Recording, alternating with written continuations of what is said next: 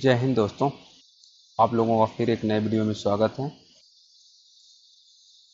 आप लोगों को थंबनेल से तो पता चल गया होगा, जो बिहार कर्मचारी चयन आयोग के अंतर्गत 12th लेवल की वैकेंसी निकली हुई है, उसका नोटिस जारी हो गया है। बस उस नोटिस के हिसाब से हम पूरा समझने का प्रयास करेंगे कि उसमें क्या क्या डिमांड किया गया है और किस लेवल की जॉब है, कब से ऑनलाइन होना है, क्या एलिजिबिलिटी है और क्या इसका एग्ज़ाम पैटर्न है। इसकी संपूर्ण जानकारी मैं आप लोगों को बताऊंगा। बस मेरे वीडियो में बने रहिए। अब देखिए, बिहार कर्मचारी चयन आयोग 12th level vacancy 2023 apply online.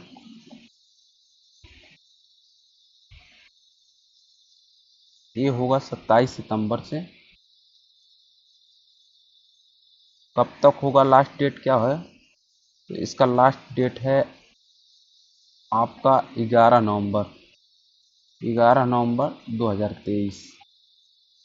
आपको एक अच्छा खासा टाइम मिल जाएगा फॉर्म अप्लाई करने के लिए। इसके बाद हम इसमें देखते हैं, जो पेमेंट का भी जो लास्ट डेट है पेमेंट का, वो है 11 नवंबर ही है। इसको कौन करवा रहा है एग्ज़ाम, तो आप देख ही रहे होंगे, बिहार कर्मचारी चयन आयोग। इसके बाद इसमें हम फिर देखते हैं कितने पद निकले हुए हैं। टोटल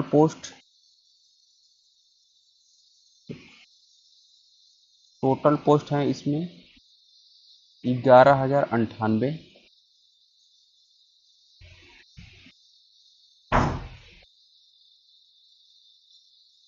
22 विभाग से निकला हुआ है।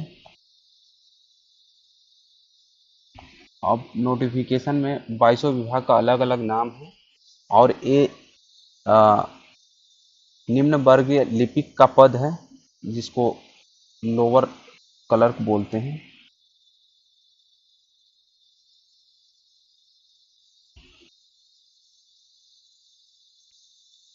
इसकी जो 11,098 टोटल पद हैं, ये घटाया बढ़ाया जा सकता है। इसके बाद से फिर हम आते हैं,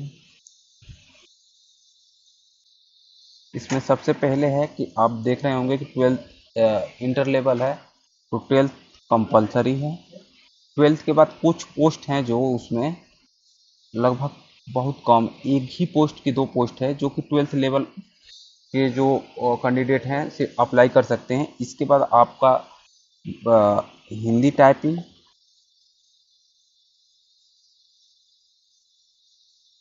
किसी पोस्ट में मांग रखा है, किसी में इंग्लिश टाइपिंग मांग रखा है।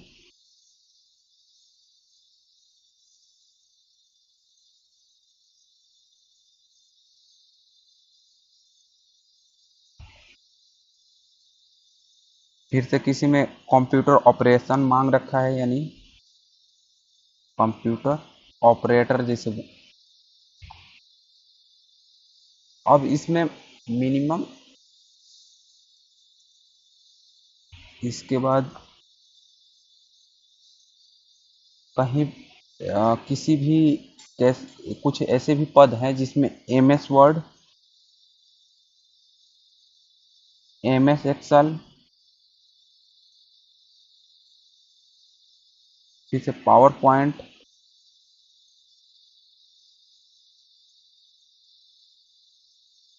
इंटरनेट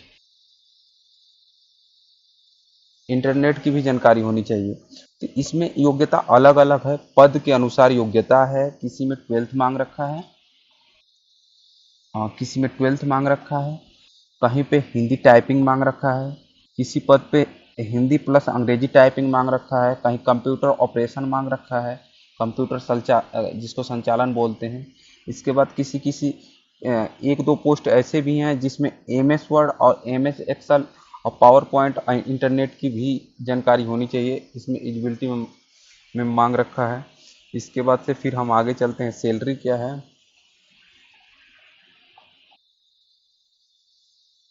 ये लेवल 2 की नौकरी है।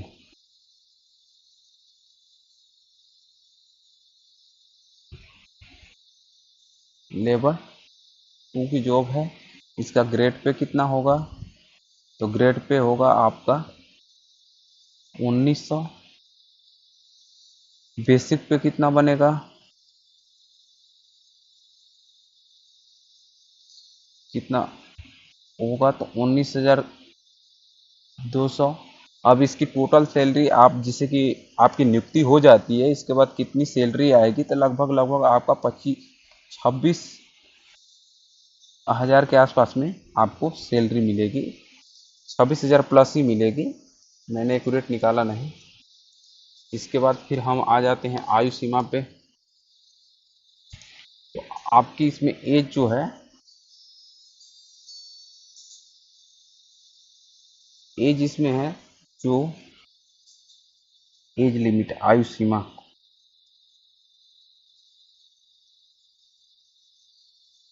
18 वर्ष पूरा होना चाहिए और मैक्सिमम 37 वर्ष होना चाहिए। अब यहाँ 01/08/2023 तक आपका 18 वर्ष पूरा हो जाना चाहिए, तभी आप फॉर्म अप्लाई कर पाएंगे। अगर उससे आपका अगर 18 वर्ष पूरा नहीं हो पाता तो आप अंडर एज हैं। इसके बाद इसमें आयु सीमा में छूट भी है। तो आयु सीमा में छूट है, ऑन रिजर्व जो महिला है उनके लिए 3 वर्ष का छूट है, यानी कि वो 40 वर्ष तक है तो फॉर्म अप्लाई कर सकती हैं। जो ओबीसी है, ओबीसी महिला प्लस पुरुष, इनके लिए भी 40 वर्ष है। S C S T, S C S T female plus male के लिए 42 वर्ष है, यानी 5 वर्ष का छूट मिला हुआ है। इसके बाद एक सर्विसमैन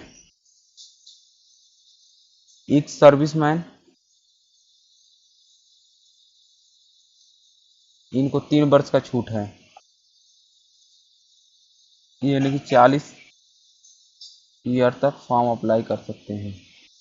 लेकिन इसमें 3 इयर्स का छूट है, उनके नौकरी के हिसाब से है, यहाँ पे 40 वर्ष का कोई प्रावधान नहीं किया है। बाकी अगर वो 37 वर्ष पे नौकरी उनकी मतलब कि ख़त्म होती है तो फिर वो उनको 3 वर्ष का छूट मिलेगा, ऐसा करके है। फिर से आवेदन शुल्क, आवेदन शुल्क on reserve, other state plus OBC, इसमें एबीसी और बीसी दोनों जोड़ के है, प्लस अदर अन्य राज्य या अदर स्टेट बोल सकते हैं। इनके लिए है 540 रुपये, 540 रुपये। एस सी एस टी के लिए है 135 रुपये। और जो पीएच कैंडिडेट हैं, पीएच कैंडिडेट के लिए 135 रुपये। इसके बाद परीक्षा की प्रकृति समझ लेते हैं, जो एग्जाम पैटर्न क्या है।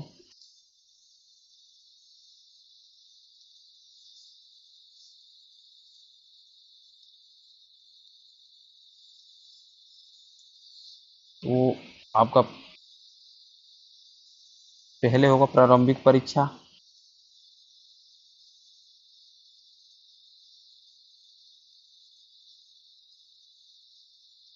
ऑब्जेक्टिव टाइप रहेगा, वस्तुनिष्ठ प्रकार का रहेगा। कितने क्वेश्चन होंगे, 150 क्वेश्चन होंगे,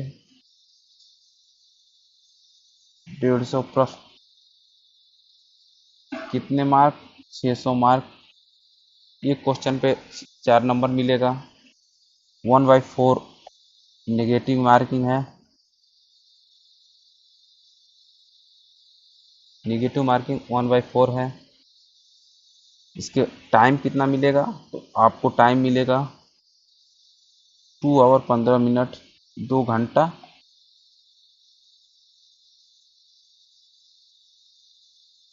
15 मिनट।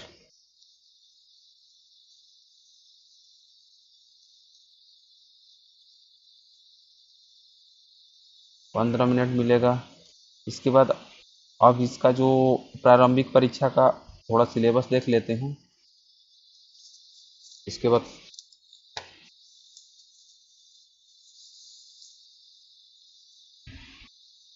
सिलेबस,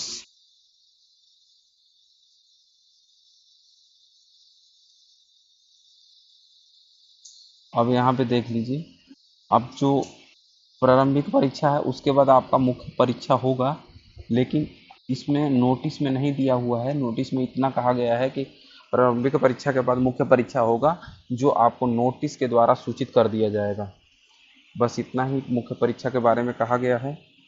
जो मुख्य परीक्षा अब हमारे अनुमानतः जो है, वो जो कंप्यूटर का आपका जो टेस्ट है वही होगा मुख्य परीक्षा के रूप में। इसके बाद सिलेबस देख लीजिए। सामान्य अध्ययन,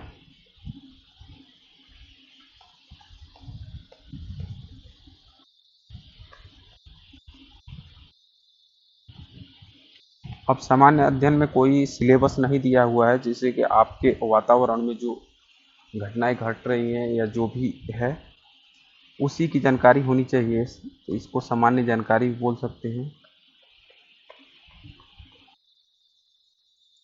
इसके बाद समसामयिकी,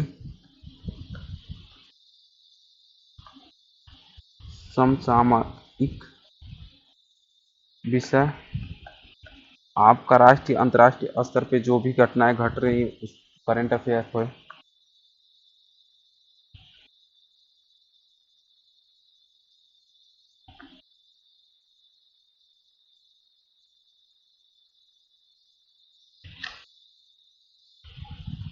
इसके बाद से आपका भारत एवं उनके पड़ोसी देश,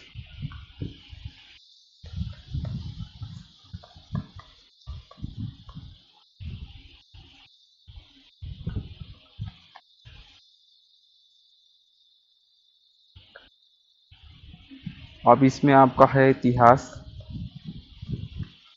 इसी में सब कुछ है, इतिहास है, भूगोल है, संविधान है,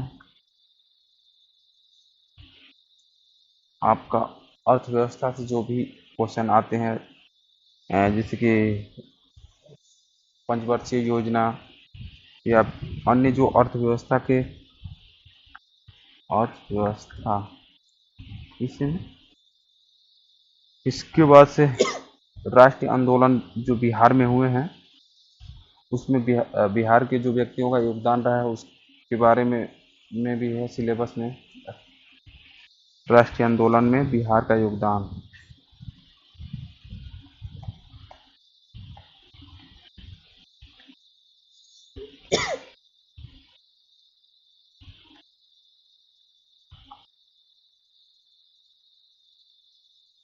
योगदान। इसके बाद से आएगा आपका जो 10th लेवल का मैथ से है, सामान्य विज्ञान है,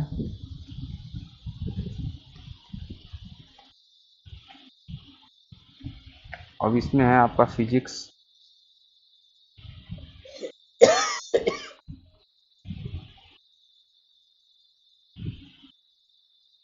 केमिस्ट्री, बायोलॉजी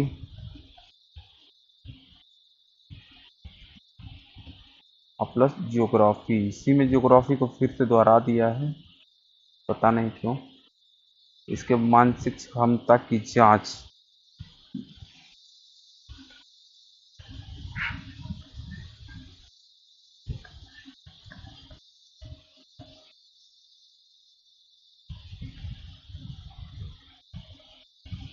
जांच यानी कि रीजनिंग।